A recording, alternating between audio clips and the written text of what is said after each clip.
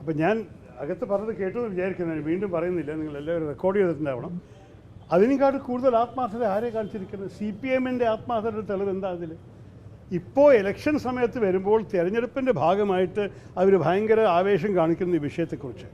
പക്ഷേ ഡിസംബർ 2019 ഇറങ്ങിയ കോൺഗ്രസ് പാർട്ടി, അത് മാത്രമല്ല ബില്ല് വരുമ്പോൾ എതിരിച്ച കോൺഗ്രസ് പാർട്ടിയും ചർച്ച ചെയ്ത് ശക്തമായി എതിരിച്ച കോൺഗ്രസ് പാർട്ടിയും പാതയിൽ ഇറങ്ങി പ്രതിഷേധം ചെയ്ത കോൺഗ്രസ് പാർട്ടിയിനെക്കാൾ കൂടുതൽ ആരാ ആത്മാർത്ഥത കാണിച്ചിരിക്കണം ഞാൻ ചോദിക്കട്ടെ? ഈ പുതിയ റൂൾ പ്രഖ്യാപിച്ചപ്പോൾ ആദ്യത്തെ രാജ്ഭവൻ മാർച്ച് ആരുടെ ആയിരുന്നു? നിങ്ങളൊക്കെ ഉണ്ടായിരുന്നുവല്ലോ.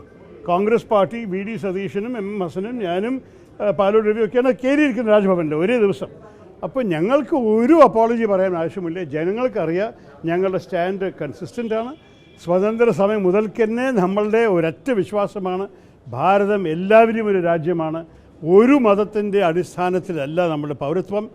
ഏത് വിധത്തിലും പൗരത്വത്തിൽ മതത്തിനൊരു സ്ഥലമില്ല, ജാതിക്കൊരു സ്ഥലമില്ല, ഭാഷയ്ക്കൊരു സ്ഥലമില്ല. പൗരത്വം എന്ന് പറഞ്ഞാൽ എല്ലാവർക്കും ഒരേ അവകാശമുണ്ടാവണം.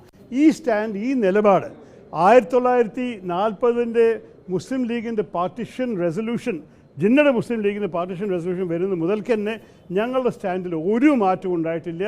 അത് ഒരു പുതിയ കണ്ടുപിടുത്തമല്ല, കമ്മ്യൂണിസ്റ്റ് പാർട്ടിയുടെ പോലെ ഒരു പുതിയ കണ്ടുപിടുത്തമല്ല. അവർ ആ കാലത്ത് ജയ്ഹിന്ദ് മുദ്രാവാക്യം വിളിക്കുന്നൊരു കാലത്തിൽ അവർ ബ്രിട്ടീഷ് സാമ്രാജ്യം ജിന്ദാബാദ് പറഞ്ഞ് നടക്കുന്ന കമ്മ്യൂണിസ്റ്റ് പാർട്ടിക്ക് ഞങ്ങൾക്ക് ചരിത്രം പഠിപ്പിക്കാൻ ആവശ്യമില്ല.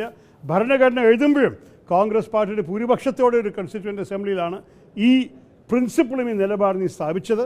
അതുകൊണ്ട് ഞങ്ങൾ ധൈര്യത്തോടെ മുന്നോട്ട് പോകുമ്പോൾ നമ്മൾക്ക് ഒരു സംശയവുമില്ല ഈ വിഷയത്തിൽ ആരാണ് എത്ര കാലമാണ് ആത്മാർത്ഥത കാണിച്ചിരിക്കുന്നത്.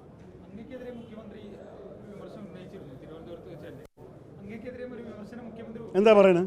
ഞാൻ കേട്ടിട്ടില്ല.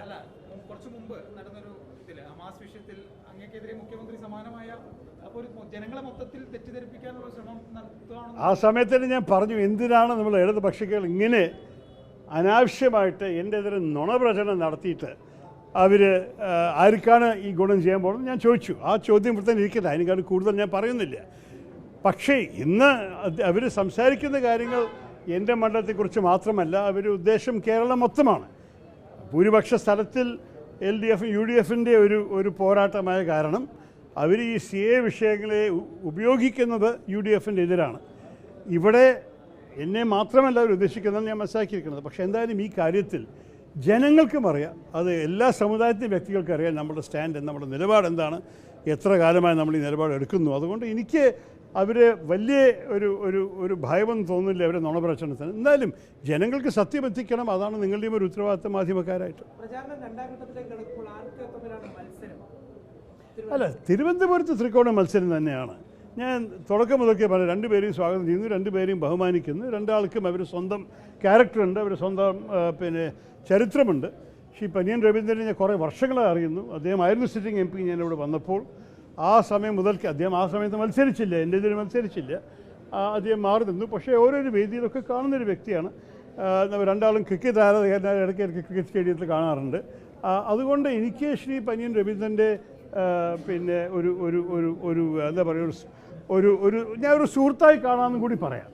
രാജീവ് ചന്ദ്രശേഖർ ഞാൻ ഡൽഹിയിൽ പലതവണ കണ്ടിട്ടുണ്ട്. അദ്ദേഹം ആദ്യം ഞാൻ കണ്ട് പരിചയപ്പെടുന്നത് ഒരു പ്രസിദ്ധപ്പെട്ട ഒരു ബിസിനസ്മാനായിട്ടും പല വിധത്തിലൊരു വലിയ ഒരു ബിസിനസ്സുകാരനായിട്ടാണ് പ്രധാനപ്പെട്ടത് അറിയുന്നത്. പിന്നെ ഇന്നാൾ 2 വർഷം മുമ്പ് അദ്ദേഹം ഒരു മന്ത്രിസ്ഥാനത്തിൽ വന്നു.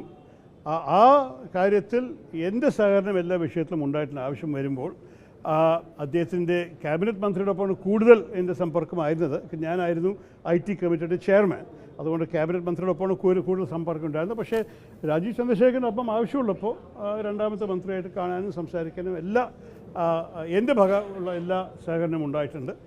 അതുകൊണ്ട് ഞാൻ ഈ രണ്ടുപേരെയും കുറിച്ച് പേഴ്സണൽ വിമർശനമൊന്നുമില്ല. പക്ഷെ അവർ പ്രചാരണത്തിൽ അഥവാ തെറ്റ് കാര്യങ്ങൾ പറഞ്ഞാൽ അത് ചൂണ്ടിക്കാണിക്കണം, നമ്മുടെ ഉത്തരവാദിത്തമാണ്. അത്രയേ ഉള്ളൂ.